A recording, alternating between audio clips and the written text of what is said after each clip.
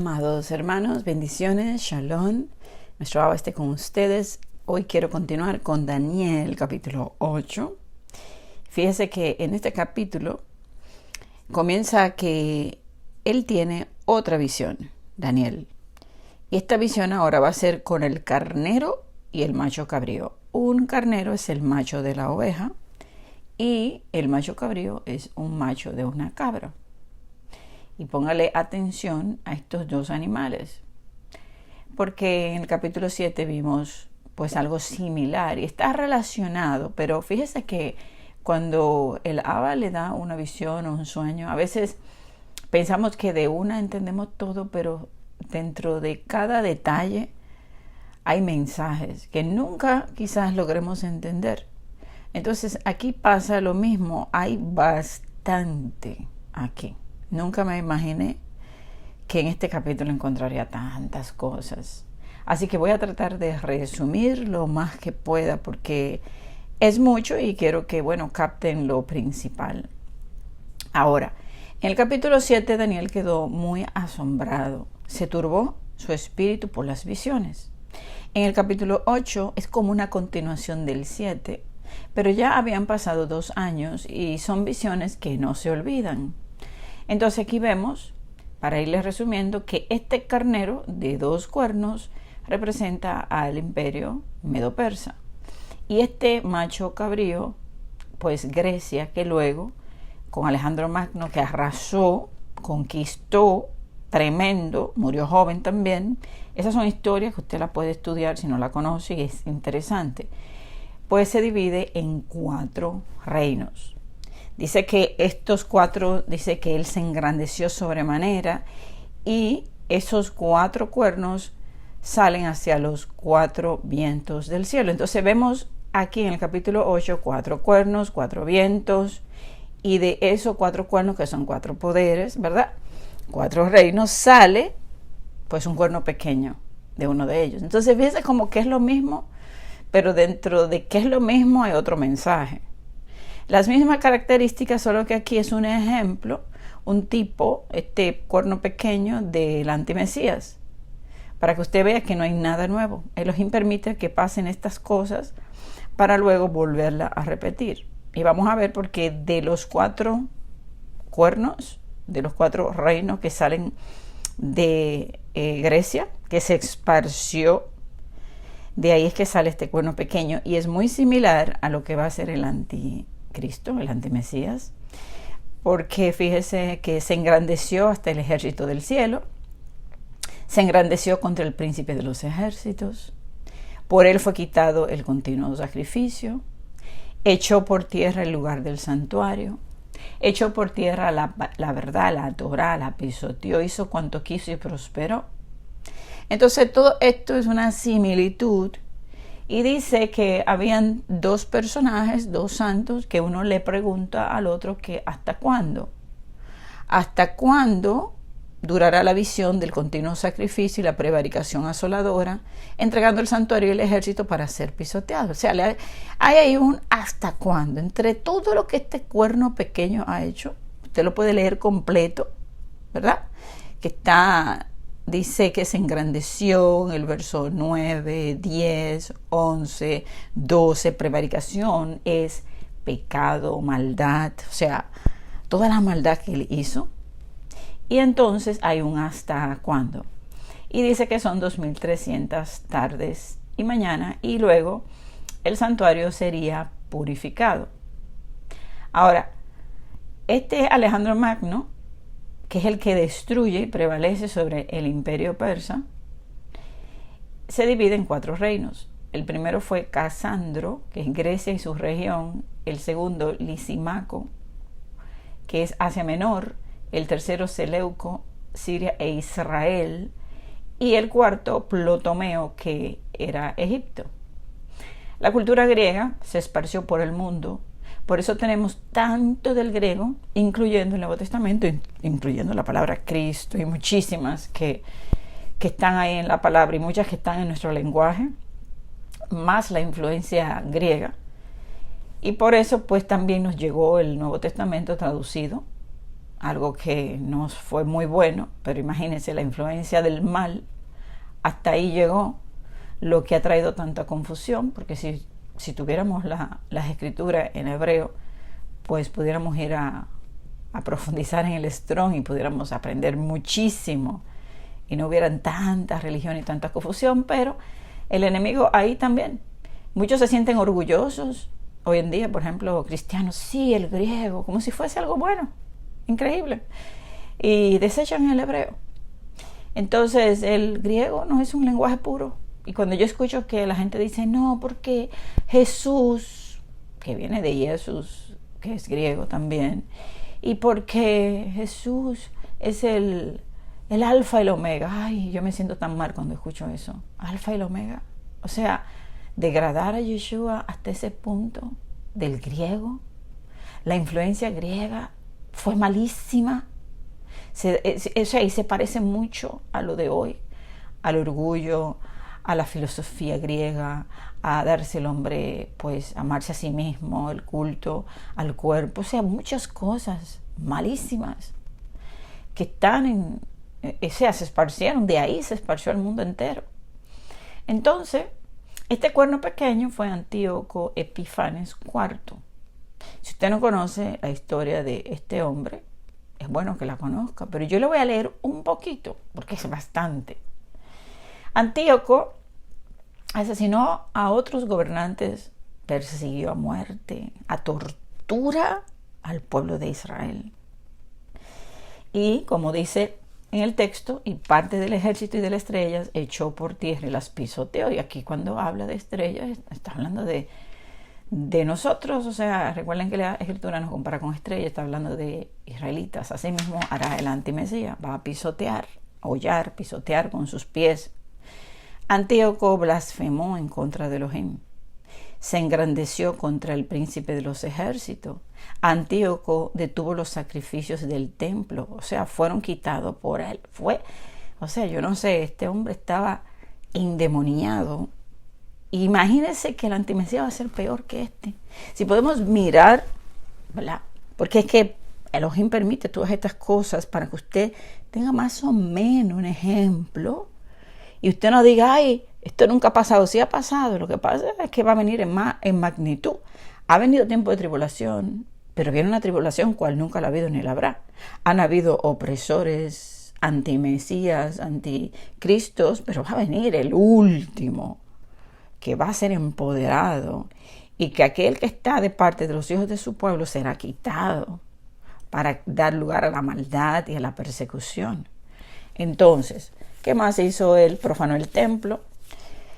Él plantó una estatua, un ídolo de Zeus en el templo, ahí, y sacrificó un cerdo y tomó los jugos del cerdo y se lo echó al santuario. ¿Usted se imagina eso?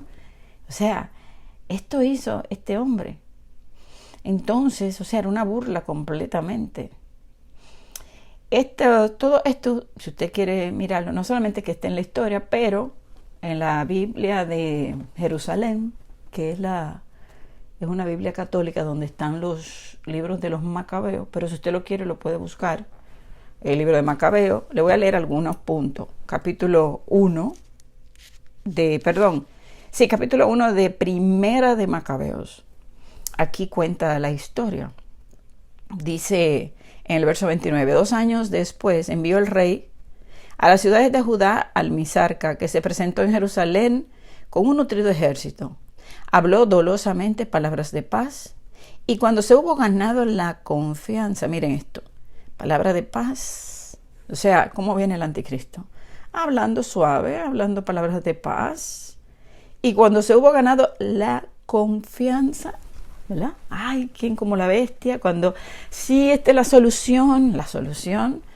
Entonces, cuando hubo ganado la confianza, cayó de repente sobre la ciudad y le asestó un duro golpe, matando a numerosos israelitas.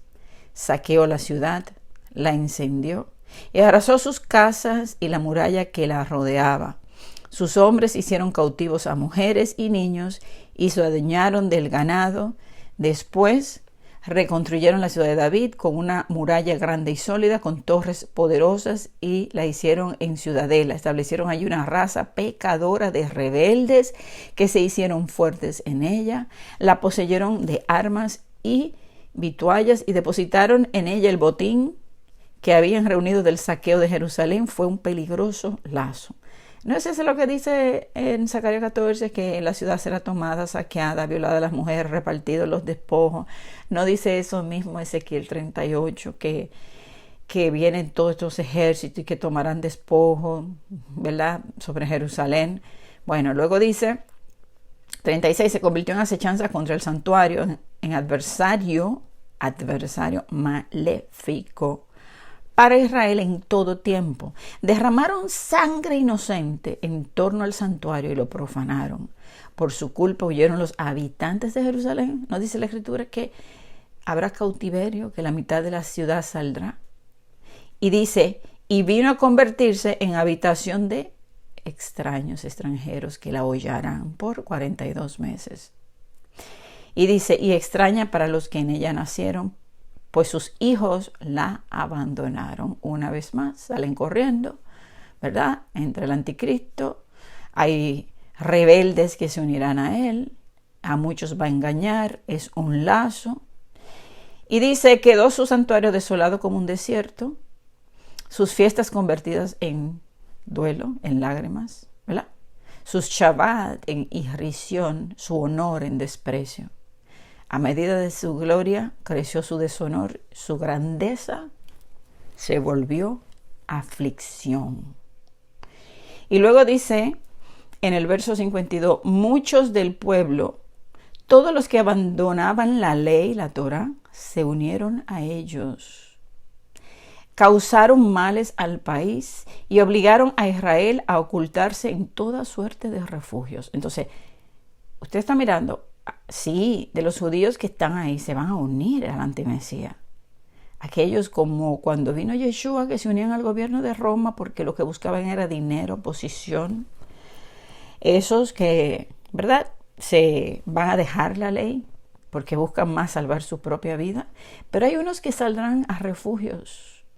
Esos que van a escapar. Esos que Elohim los va a preservar porque esos no van a aceptar al antimesías. Por eso dice que la mitad de la ciudad será en cautiverio, o sea que hay una gran cantidad que quedará ahí apoyando al anticristo y que por buscar salvar su vida se quedarán.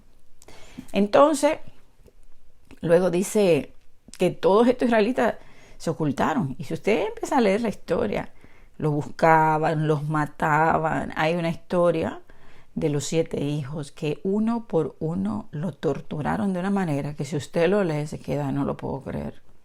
Lo que este Antíoco le hizo, quería que comieran cerdo y ellos prefirieron morir antes que quebrantar la ley. Y no le voy a decir que morir de que te dio un tiro o te corté la cabeza, no, tortura, le cortó la lengua, lo despellejó, o sea, tortura, está en el segundo libro de Macabeo. Creo que el capítulo 7, léalo, y si no, busque la historia. Entonces, dice, verso 54, el día 15 del mes de Kisleu, del año 145, levantó el rey sobre el altar de los holocaustos la abominación de la desolación.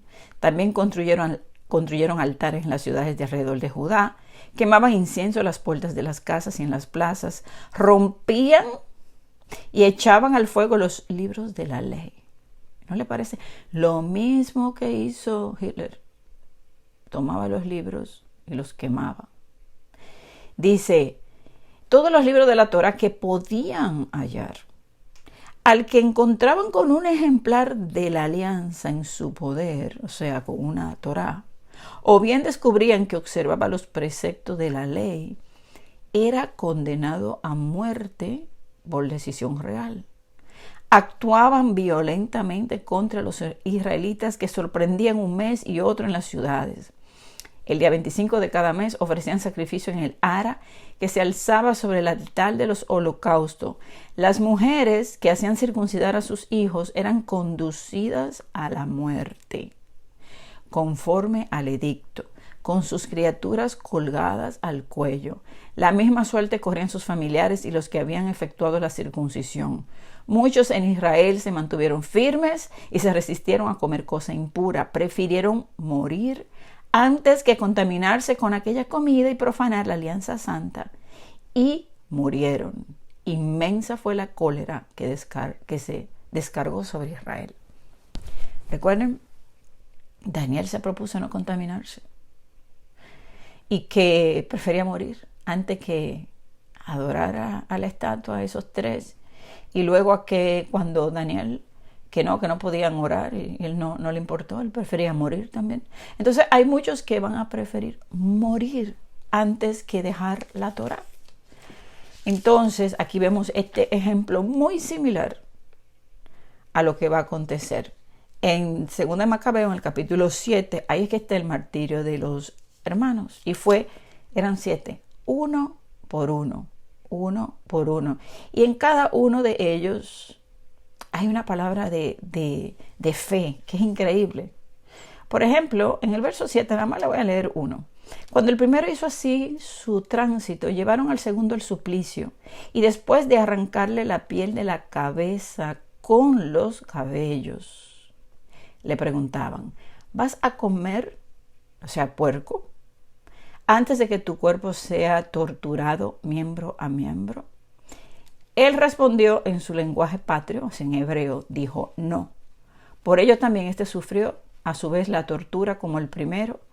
Al llegar a su último suspiro dijo: tú, criminal, nos privas de la vida presente, pero el Rey del mundo, a nosotros, que morimos por sus leyes, nos resucitará a una vida eterna. Hermanos, usted puede tomar ese capítulo 7 como acto de fe. Y las palabras que cada uno de ellos dijeron al morir, ellos no transaron tampoco, como Daniel, como los tres. Y esa es la actitud que debemos tener. No transamos para nada. Nosotros nos vamos a mantener fieles. Ahora, vamos a seguir mirando aquí todo lo que es esta relación, porque cuando le dijo, un santo le pregunta al otro que cuánto sería el tiempo, le dice que 2300 días. En esto de los 2300 días, ¿saben? Todo el mundo ha buscado qué significan esos 2300 días, pero fíjese que 2300 días son casi 7 años, y si es por el sacrificio 2 por día, sería entonces 1150 días, un poco más de 3 años, que fue entre el año 168 y 165 antes de Yeshua. Al final el santuario fue purificado por Judas Macabeo. O sea, este tiempo se cumplió más o menos aproximado al tiempo que este Macabeo actuó. Pero hay muchas personas que tratan de buscar si tiene alguna relación con el fin de los tiempos. Y de hecho, hasta de ahí han hecho fechas y se han inventado un montón de cosas de esos 2300 días, y lo han puesto por año, y que si por ahí viene el Mesías, y bueno. Pero yo entiendo que aquí está hablando del tiempo, de lo que iba a pasar, y que hasta los 2300 días se iba a purificar. Ahora, se purificó el templo.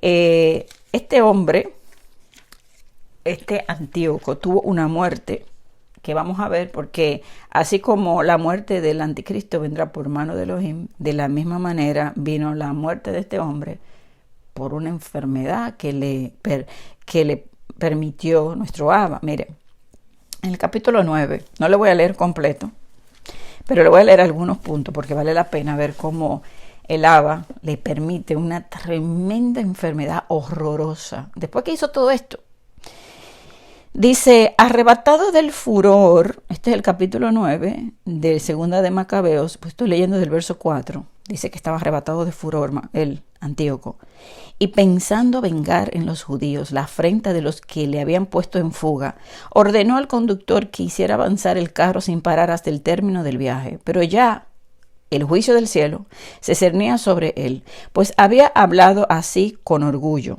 en cuanto llegue a Jerusalén, haré de la ciudad una fosa común de judíos. ¿Usted está mirando? Y una cosa, este es un libro que también está en la Biblia católica. Se parece a lo que quería hacer Hitler también, porque fíjese que él hacía fosas comunes y los mataba y los echaba ahí también. Y esto va a pasar en el fin de los tiempos también. Los cuerpos quedarán tendidos. Me imagino que harán fosas comunes y los tirarán ahí todos. Dice, pero el Adón, Elohim de Israel, que todo lo ve, lo hirió con una llaga incurable e invisible. Apenas pronunciada esta frase, se apoderó de sus entrañas un dolor irremediable, con agudos retortijones internos, algo totalmente justo para quien había hecho sufrir las entrañas de otros con numerosas y desconocidas torturas. Pero él de ningún modo cesó en su arrogancia, pues lleno todavía de orgullo, fíjese que es lo mismo que el antimesías, el orgullo, la arrogancia, la altivez, dice, y respirando un encendido furor contra los judíos, mandó acelerar la marcha, pero vino a caer de su carro, que corría velozmente, y con la violenta caída, todos los miembros de su cuerpo se le descoyuntaron. El que poco antes pensaba dominar con su altivez de superhombre las olas del mar, y se imaginaba pesar en una balanza las cimas de las montañas, caído por tierra. Usted está mirando a aquel que se quiere sentar arriba. Él estaba dominando sobre Jerusalén, a los lados del norte, como el antimesías, que quiere subir hasta arriba. Y luego, ¿qué dice? ¿Cómo caíste? Caíste por tierra. ¿Tú qué pensabas? Que eras como Elohim. Mire lo mismo. Dice, era luego transportado en una litera, mostrando a todos de forma manifiesta el poder de Elohim. Hasta el punto, escuche esto está terrible, que de los ojos del impío pululaban gusanos, caían a pedazos sus carnes, aun estando con vida, entre dolores y sufrimiento, y su infecto hedor, o sea, tenía un mal olor, dice que apestaba todo el ejército. Al que poco antes creía tocar los astros del cielo, nadie podía ahora llevarlo por la insoportable repugnancia del hedor. Así comenzó entonces herido a batir su excesivo orgullo y a llegar al verdadero conocimiento bajo el azote divino, en tensión a cada instante por los dolores, como ni él mismo podía soportar su propio hedor. Y luego entonces decía, justo es estar sumiso a Elohim. O sea, él empieza y luego hace una carta a los judíos, usted lo puede leer. Bueno, el punto aquí que este hombre orgulloso, mire a dónde fue a parar, a una enfermedad, una llaga que el Abba le permitió. Luego en el capítulo 10 viene la purificación del templo. Dice, Macabeo y los suyos, guiados por el Adón, recuperaron el templo y la ciudad, y destruyeron los altares levantados por los extranjeros en la plaza pública, así como los recintos sagrados. Después de haber purificado el templo, hicieron otro altar, tomaron luego fuego del pedernal, del que habían sacado chispas, tras 2 años de intervalo, ofrecieron sacrificios, quemaron incienso, encendieron las lámparas y colocaron los panes de la presencia. Hecho esto, rogaron al Adón, postrado sobre su cuerpo, que no les permitiera volver a caer en tales desgracias, sino que si alguna vez pecaban, los corrigiera con benignidad y no los entregara a los paganos blasfemos y bárbaros. El mismo día en que el templo había sido profanado por los extranjeros, es decir, el 25 del mismo mes, que es Kisleu, tuvo lugar la purificación del templo. Lo celebraron con alegría durante 8 días, como en la fiesta de las tiendas, recordando cómo, poco tiempo antes, también por la fiesta de las tiendas, vivían cobijados como fieras en montañas y cavernas. Por ello, llevando tirsos, ramas hermosas y palmas, entonaban himnos hacia aquel que había llevado a buen término la purificación de su lugar. Por público decreto y voto, prescribieron que toda la nación de los judíos, escuche, celebraran anualmente aquellos mismos días.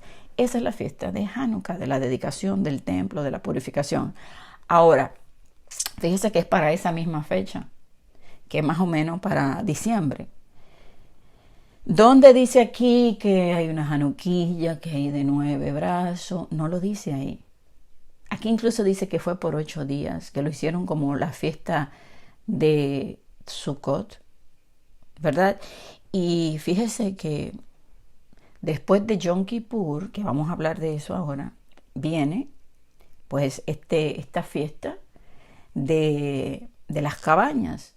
Y ellos ahí no la habían podido celebrar. Entonces ellos deciden cómo celebrar por lo que había pasado, orando y pidiendo, y que los judíos, o sea, los judíos, es una fiesta de judíos, no de Israel. El que sea israelita y lo quiera celebrar, bueno, pero es una fiesta patria, es una fiesta de ellos, es una fiesta para los judíos, no está en la Torá. Pero fíjese cómo la han desviado, porque aquí en ningún lugar dice que había una januquilla, que era por 9 días, aquí incluso dice 8 días. Entonces, si vamos a celebrar una fiesta, es para celebrar lo que pasó, ¿verdad? Y como dice aquí, dice que lo hicieron como en tiendas, que dice que llevaron pues palmas, o sea, con mucha alegría, la celebraron, igual como un Sukkot. Entonces, bueno, si hay alguna celebración, deberíamos celebrarla como dice aquí. Pero bueno, ahora, de aquí sale pues la fiesta de las luces, la fiesta de la dedicación. Le llaman de las luces, ¿verdad? Pero es de la dedicación del templo. Ahora, aquí vemos la conexión con el fin de los tiempos, un Antíoco que conecta con el anticristo, un anticristo que será pues destruido por Yeshua, por la mano de Elohim, no por el hombre. Un anticristo que como Antíoco era altivo de rostro, cruel, brutalmente cruel. Dice que era entendido en enigmas con su sagacidad. ¿Y qué son enigmas? Misterios. ¿Y quién le hace entender esos misterios? Satanás. ¿Cuánto hoy no tienen sus misterios y sus revelaciones que se la da el enemigo? Dice que su poder se fortalecerá, mas no con su propia fuerza. O sea que, ¿quién lo fortalece? Pues el poder de Satanás. Él prosperará, ¿verdad? Como el antimesías. Así Antíoco también prosperó, tendrá éxito, así como el anticristo. O sea, este Antíoco es una imagen del mismo anticristo. Perecerá por mano de Elohim. También dice que él triunfa, o sea, ante el mundo, él es el ganador. ¿Quién como la bestia? Y así estaba Antíoco. ¿Hasta qué? Hasta que se le quite el dominio. También, así como este Antíoco que destruyó a los fuertes y al pueblo de los santos, ¿verdad? Dice también que con su sagacidad hará prosperar el engaño.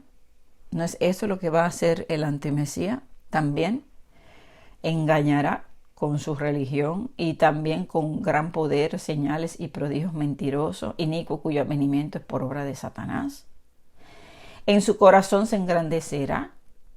El antimesías será así, igual que este Antíoco. Las monedas de Antíoco estaban grabadas con el título de Theos Epifanes, que significa Dios manifestado, igual que el antimesías.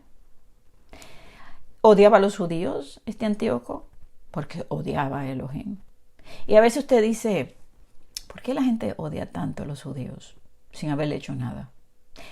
Ese odio no viene de Elohim, viene de Satanás, de las tinieblas. Es un odio que usted le trata de buscar la razón y lo más que va a encontrar es excusa. Bueno, porque me tomaron mi tierra, porque esta tierra es de los palestinos, por ejemplo. Otra, porque mataron a Jesús. O sea, eso es pura excusa. No hay excusa para odiar cuando Elohim nos ha mandado a amar. Recuérdense que la religión y el espíritu intolerante no tolera al otro. Es el espíritu del anticristo. Será quebrantado el anticristo, ¿verdad? Como ya le dije. Y fíjense cómo no es por mano humana. Porque esa plaga se la propinó Elohim. Se la permitió, se la envió. Igual que va a mandar los espíritus inmundos a que entren en las personas que han negado la verdad, el amor a la verdad, porque él insiste hoy, pero hay personas que no, han endurecido sus corazones. Entonces vemos aquí una similitud tremenda. Ahora, ven que esto es largo. Ahora, y eso que no se lo estoy leyendo, usted lo lee ¿verdad? Porque le estoy haciendo una explicación más o menos para que podamos entender qué podemos sacar de este capítulo. Daniel no entendía. Él no entendía por qué, porque no era para su tiempo. Así pasa hoy. Porque hay momentos en que tenemos una visión, un sueño, no la entendemos, pero luego la entendemos. Podemos entender cosas que van a pasar en nuestro tiempo.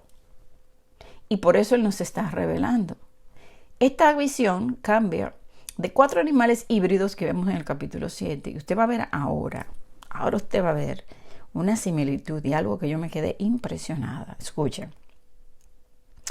Allí habían 4 animales híbridos. Y aquí hay, o sea, es como que los 4 se cambian a dos animales kosher que se usaban para los sacrificios, un caldero y un macho cabrío. Entonces, ¿por qué? ¿Qué mensaje hay aquí que el Abba nos quiere mostrar del por qué, aunque se trata de los mismos, o sea, de los mismos reinados, que era el persa y el de Grecia, y aquí lo dice, o sea, cuando él quiere preguntar qué significa, le dice, vamos a leer lo que dice en el verso 17. Primero, dice, vino luego cerca de donde yo estaba y con su venida me asombré y me postré sobre mi rostro, pero él me dijo, entiende, hijo de hombre, porque la visión es para el tiempo del fin. Mientras él hablaba conmigo, caí dormido en tierra sobre mi rostro y él me tocó y me hizo estar en pie y dijo, he aquí, yo te enseñaré lo que ha de venir al fin de la ira, porque eso es para el tiempo del fin. Entonces, dentro de todo lo que está aquí en el capítulo 8, recuerden que le dije que hay cosas del tiempo antes que nosotros y hay cosas que son del tiempo futuro.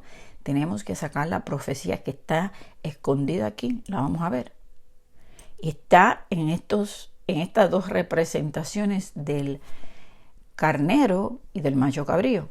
Entonces, él le dice, en cuanto al carnero que viste, o sea, aquí es que le está diciendo, él le dice primero, mira, la visión es para el tiempo del fin, pero escucha, ese carnero que tú viste, ese representa, que tiene 2 cuernos, a los reyes de Media y Persia.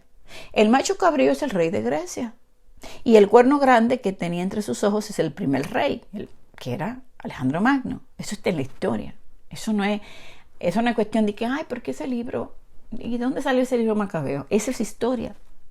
Entonces luego dice, y en cuanto al cuerno que fue quebrado y sucedieron 4 en su lugar, significa que 4 reinos se levantarán de esa nación, aunque no con la fuerza de él. Y al fin del reinado de estos, cuando los transgresores lleguen al colmo, se levantará un rey altivo de rostro y entendido en enigma. Ahí está Antíoco. ¿Qué Antíoco? Pues de los 4 reinos y del último del cuarto sale el cuerno pequeño. O sea, es como lo mismo, pero te lo está mostrando desde otra perspectiva porque hay un mensaje aquí sobre el fin de los tiempos. Y al fin del reinado de esto, ¿verdad? Viene este hombre, se fortalecerá, mas no con su propia fuerza. Claro, Satanás es que le da la fuerza, igual que el anticristo. Causará grandes ruinas, prosperará, hará arbitrariamente, destruirá a los fuertes y al pueblo de los santos. Lo mismo que va a hacer el anticristo. Va a quebrantarlo, lo va a destruir, lo va a perseguir. Con su sagacidad hará prosperar el engaño en su mano. El engaño, ¿cómo va a engañar? Con la falsa religión, con el falso profeta, y en su corazón se engrandecerá y sin aviso destruirá a muchos y se levantará contra el príncipe de los príncipes, que será quebrantado, aunque no por mano humana. Entonces, él es quebrantado, no por mano humana, sino que Elohim se lo envía. Ahora, dice, la visión de las tardes y mañanas que se ha referido es verdadera, y tú guarda la visión porque es para muchos días, y yo, Daniel, quedé quebrantado y estuve enfermo algunos días, y cuando convalecí atendí los negocios del rey, pero estaba espantado a causa de la visión y no la entendía. Ok. Él sabía que había algo ahí que él no lograba entender.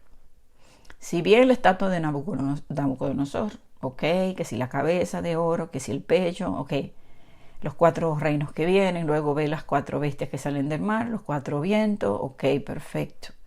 Pero ¿qué tienen que ver un carnero y un macho cabrío?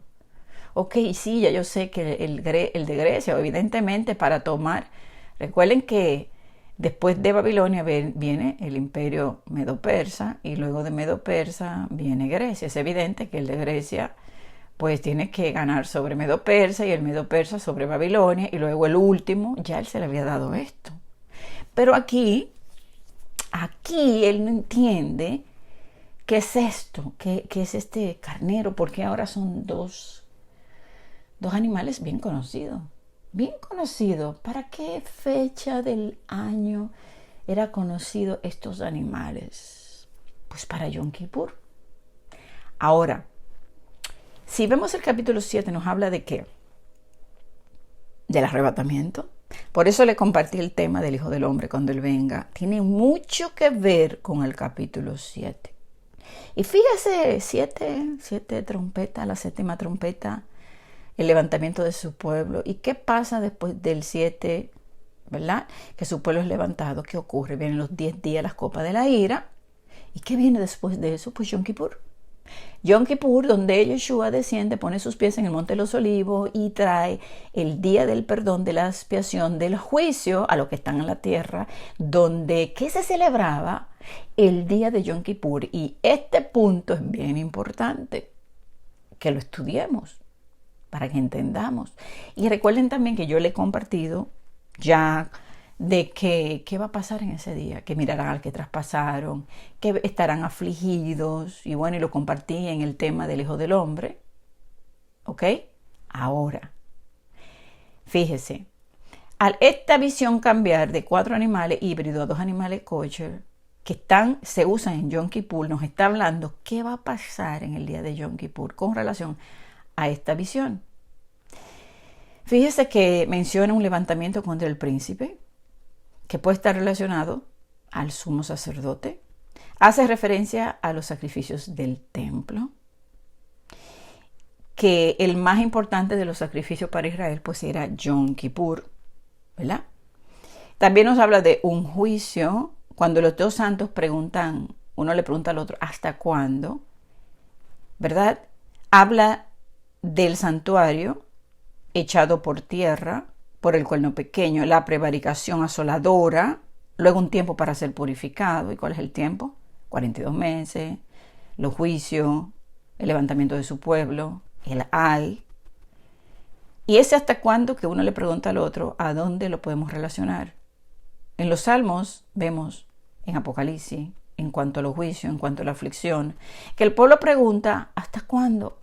Los que estaban debajo del altar, ¿hasta cuándo vas a vengar nuestra sangre de aquellos que moran en la tierra? O sea, el día de Yom Kippur es el día en que Él desciende para tomar la venganza de su pueblo y para perdonar a Judá, el día de la expiación. Entonces, este juicio no llega por mano humana, sino Elohim. La purificación, que aquí dice entonces será purificado, nos está apuntando al tiempo que viene con Yom Kippur. El día del juicio es el día del perdón, el día de la expiación, está relacionado con Yom Kippur. Cuando Yeshua trae la venganza, juicio a las naciones y perdón a su pueblo, la purificación del reino para establecer su reino, la purificación de todo. Por eso el capítulo 7 está relacionado con el 8, en que el 8 es como una continuación de qué pasó después de recoger a su pueblo. Porque a la séptima trompeta Él recoge el pueblo, ahí es que vienen las 10 copas de la ira, ¿verdad? Y todos los reinos son entregados a Él. Ahí viene la parte donde Elohim es el que actúa. Porque ahí se le terminan los 42 meses al antimesías y a su gobierno. Recuerden que los 2 testigos de capítulo 11 dice que pasan 3 días y medio. Esos 3 días y medio son simbólicos. 42 meses, 1260 días.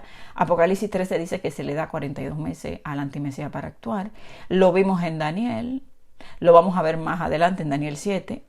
¿Qué pasa después de los 42 meses? Si la iglesia es levantada, al capítulo 8 nos continúa que dentro de algo que aconteció, donde se ve el 4, los 4 vientos y la influencia griega que tenemos hasta hoy, Alejandro Magno, y de ahí sale un pequeño cuerno que es Antíoco, y pasa algo muy similar a lo que va a pasar cuando venga el anticristo, que podemos visualizar allí, entonces viene un juicio, así como hubo un juicio sobre Antíoco y la purificación del templo y la celebración con alegría, ¿verdad? Esto va a acontecer otra vez. En el día de Yom Kippur los judíos lo celebran como el día del juicio, donde Elohim se sienta en su trono ese día. El que se aflige y se arrepienta es perdonado. Es un día de temor y temblor. Entonces, en esta visión añade algo más que el arrebatamiento y la séptima trompeta, que es Yom Teruah. Aquí Yeshua se sienta en el trono para juzgar a los impíos y perdonar a Judá y a los que van a entrar al reino, a los sobrevivientes de las naciones. Entonces, los impíos, ¿verdad? Serán destruidos en ese día de Yom Kippur. Ese es el día en que Yeshua pone su pie en el monte de los olivos. Por eso se usan estos animales simbólicos, porque hay un mensaje profético oculto en él. ¿Por qué usaría estos dos animales? Si pudo usar los mismos del capítulo 7, porque hay un mensaje. Yom Kippur es trompeta, es jubileo. Recuerden también que jubileo se regresa a la tierra, se recupera. Comienza el año del jubileo, el descanso de la tierra, el Shabbat, el milenio. Antecede el Yom Kippur a los 10 días de preparación, los 10 días terribles, que está relacionado con las copas de la ira, con las plagas, ¿verdad? Que Elohim enviará a la tierra. El día de Yom Kippur es el día que los pecados del pueblo eran perdonados y purificado el santuario. El sumo sacerdote es Yeshua. Entonces, todo Israel y el santuario era purificado en ese día para ser aceptos. En este juicio, él elige y separa. Él separa los que entrarán en el reino, los que serán perdonados, y crea un nuevo mundo, un planeta purificado.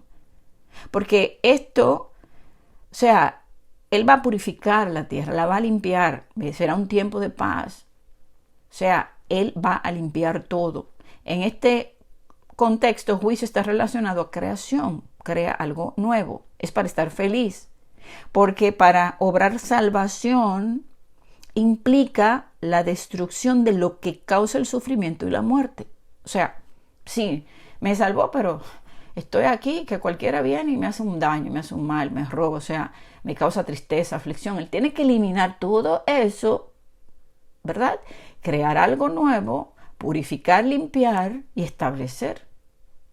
Quitar el sufrimiento, por eso dice, no habrá más lágrimas, estarán en descanso, estarán bien, ¿verdad? Yom Kippur, si usted busca un poco y en Google, por ejemplo, hay bastante información que cuando usted la lee, usted dice, wow, pero verdaderamente, te empieza a hacer como clic a todo lo que hemos hablado y podemos entender mejor. Yom Kippur, por ejemplo, dice día de la expiación, día del perdón, del juicio. La celebración tiene un sentido de arrepentimiento y conversión. Se supone que es día en que se decide el destino de cada persona para el año que sigue. ¿Y cuál es el año que sigue? El año del jubileo, el milenio, el año favorable, ¿verdad? Recuerden que el año del favorable está relacionado con el año, con el día, con Shabbat, con el milenio. El sumo sacerdote colocaba su mano sobre un carnero y luego sobre el animal expiador, el cual era llevado al campo y lanzado de un precipicio. Era un símbolo de expiación y perdón de Elohim. Un macho cabrío era enviado. Primero el sumo sacerdote ofrecía un becerro y luego se tomaban estos dos y uno pues se enviaba al desierto. Entonces el día de Yom Kippur es el día de la aflicción, día de lamentación. Y se afligirán y llorarán y mirarán al que traspasaron. ¿No le parece todo como que concuerda exactamente? Un día de aflicción para perdón y ser aceptados para el día favorable, para el año favorable, para el milenio. Y el que no se aflija será cortado. Ahí no entrará, será cortado de su pueblo. Entonces todo esto se celebraba. Pero recuerden, mire, Yom Teruah Es el día de las trompetas, donde Él viene a buscar a su iglesia, la final trompeta, los muertos resucitarán, ahí está cumplida esa fiesta. Él viene en las nubes, el Hijo del Hombre viene en las nubes, Él no pone su pie en tierra. Cuando Él viene en la nube, como es como un relámpago, todo ojo le verá. Y los que le traspasan no le verá. Ahí viene el proceso de arrepentimiento, que son los 10 días, ¿verdad? Para reflexionar, para llorar, para pedir perdón. Y bueno, el que no se haya afligido hasta el día de Yom Kippur, que es cuando Yeshua viene y pone su pie en el monte de los olivos, ese es cortado y eliminado. Y aquel que se arrepiente, no importa lo que haya pasado en su vida, no importa que haya guardado el Talmud, no importa que haya hecho cábala, no importa. O le ha importado a Elohim cuando muchos de los que están hoy en el camino han hecho brujería o han hecho cosas, adoración al enemigo.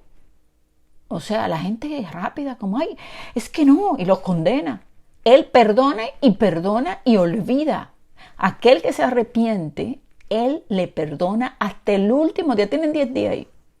10 días de tribulación, 10 días duros. Ellos les llaman los 10 días terribles. ¿Usted cree que cuando llegue el día de Yom Teruah, el día de las trompetas, que ellos vean esa luz que resplandece, que ellos vean lo que va a pasar, que dice la Escritura que darán gloria, se aterrorizarán, se van a aterrorizar, claro, van a decir, wow, realmente, o sea, ¿qué pasó aquí?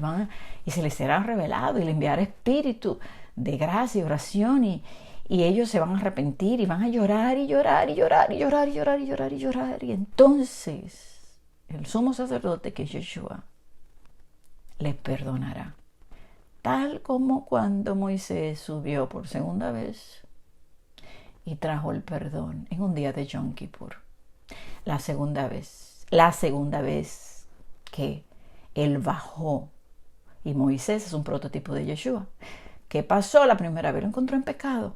¿Qué va a pasar cuando Yeshua venga? Lo va a encontrar en pecado. Por eso es que dicen, ay, es que no se van a arrepentir. No es el tiempo de ellos todavía. Cuando ellos vean, ahí es que ellos van a sentir el celo. El celo, que dirán, wow, estos estaban siguiendo al verdadero Mesías. Ahí es que ellos mirarán al que traspasaron. Ahí es que ellos van a entender, porque ellos conocen las Escrituras, ellos saben que el día de trompeta, ellos saben lo que significa. Y ellos saben también que esa luz, porque yo lo he escuchado en las canciones, y verán una luz y vendrá el Mesías. Entonces ellos la cantan. En las canciones judías usted la escucha que cantan que una sola luz que vendrá y que, o sea, cuando ellos vean esta luz, ellos van a entender. Y cuando vean que este pueblo que le habló, porque han escuchado. ¿Quién no ha escuchado? Y seguirán escuchando. Porque ya como está la internet y los medios, es que ellos escuchan que hay un pueblo que está guardando el Shabbat. ¿Cuántos, por ejemplo, amigos de mi esposo que son judíos saben que yo guardo el Shabbat porque mi esposo se lo dice? Y que yo creo en Yeshua. ¿Cuántos? Muchos. ¿Cuántos que tú conoces que sean judíos lo conocen? ¿Cuántos han visto tu página que son judíos y ven estos locos? Esos locos, un día, y yo me decir, wow, no, loco soy yo, estúpido. Y van a empezar a llorar y se van a arrepentir. Claro, hay gente con corazones duros que no lo harán, pero hay unos que sí. Entonces, ahí ellos saldrán corriendo, ellos serán guardados en ese tiempo, ese castigo no le cae a ellos, Elohim los va a guardar. Y entonces Él viene, como dice Apocalipsis 19, desciende. Zacarías 14 es lo mismo que Apocalipsis 19. Pone su pie en el monte de los olivos, recuerden. Y que ustedes se quedan mirando al cielo, Él que se fue, de la misma manera volverá. Muchos no entienden que cuando Él pone los pies en el monte de los olivos no es en su primera venida. O sea, es cuando Él viene a tomar la tierra, en Yom Kippur. Y por eso muchos quedarán, como no entienden la profecía, y le digan que hay un Jesús, no un Yeshua, no un Jesús, en el desierto. ¡Ay, ya vino! Puso su pie en el monte de los olivos. ¡Corran, vamos para allá! Por eso le dice, cuando le digan que está en el desierto, no salgáis. Quédense escondidos, no salgan. Yo se lo dije, yo vengo como un rayo. De oriente a occidente, todo ojo me verá. Es así. Entonces nosotros esperamos a Él en el aire, no en la tierra. En la tierra cuando Él regrese en Yom Kippur. Y este es el mensaje que tiene que ver con esta visión del carnero y del macho cabrío. Ese día del perdón para su pueblo. Ese cuerno que va a levantarse y que Él va a destruir. Y que muchos, así como en el tiempo de Antíoco, le siguieron, así usted va a ver que muchos le van a seguir, tanto judíos como cristianos, como católicos. Y bueno, amados hermanos, hasta aquí. Vamos luego a continuar con la oración de Daniel, que es el capítulo 9. Luego viene la profecía en este capítulo 9 de las 70 semanas. Luego hay mucha revelación en el 10, en el 11. El 11 es complicadito, ese yo espero que el Abba me dé la interpretación y podamos aplicar. Porque yo de verdad que me quedé sorprendida con este. Y le doy un detalle más, un detalle. Me puse a buscar en internet la fiesta de Yom Kippur, la guerra de Yom Kippur. ¿Y saben cuándo fue la guerra de Yom Kippur? En el año 73. 1973. 73. Dice la escritura que para entender lo del anticristo hay que tener sabiduría. Y sabiduría 73 y 37. Pero también 73, recuerden el sueño que lo compartí, donde había una celebración y estaba el 73 marcado.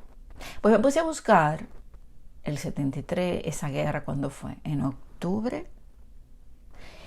Y empezó desde el 6 hasta el 24 o 25 de octubre. Una hermana me preguntó recientemente, me dijo que qué significaba para nosotros, porque ella parece que es cristiana, día 24, octubre 24. Entonces yo entendí, yo dije, bueno, no puede ser que es el 24 de octubre de este año o algo así, porque yo hace unos años tuve un sueño donde se me dio ese día 24. Y yo entendí, le dije a ella, bueno, yo creo que está hablando de octubre del 2024. Yo creo que es eso que está hablando. Entonces, yo le dije, pareciese que es posible, una posibilidad, de que ese es el año de que se le entregue esos últimos 42 meses al antimesías, posiblemente. Yo le digo este dato porque a medida que uno va estudiando, uno va mirando cosas. ¿Pero por qué le digo esto? Porque yo tuve ese sueño día 24, ella tiene ese sueño día 24, yo me pongo a chequear cuándo fue la guerra de Yom Kippur, y fue en octubre. Y para la fecha del año 73, entonces yo sumé 73 más 50, que es un jubileo, me da 2023. El año después del jubileo sería 51, 2024. Justamente en el 2024, Yom Kippur es en octubre. Entonces ahí está el 51, que es 50 más 1. También coincide con los 100 años, 50 más 51, realmente 101, de la caída del Imperio Otomano Turco, que fue en el 2023, más o menos 2022, 2023, pero he escuchado más que el 2023. Si usted le suma 100 más 1, le da 2024 también.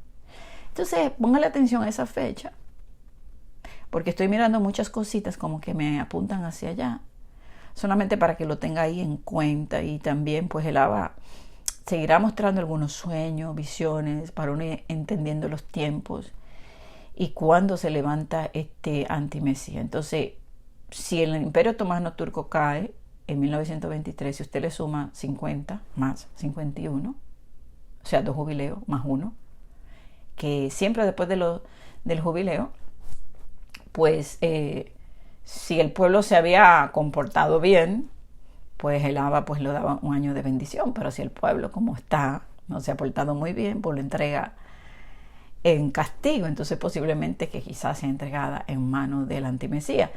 Y ese tiempo del antimesías pues es corto, es un tiempo corto porque la escritura dice que si él no acortara, nadie se salvaría, pero por causa de los escogidos él lo acorta, porque si no mataría a todos o se perderían. Son tiempos muy malos que va a caer en manos de él, por eso es que son solamente 3 años y medio. Entonces, toma en cuenta eso, 1923, 100 años, porque 100 años es un tiempo completo, ¿verdad? Después de 100 años. Y también, pues después de 50, que va el 51. Y Elohim puede hacer lo que quiera cuando él quiera. Pero como yo he estado analizando ese 51 por otros sueños, me llama la atención y lo que hice fue sumar al 1973, que fue la guerra de Yom Kippur, le sumé 51 y me da 2024. ¿Posibilidad? Puede ser, sí, no sé.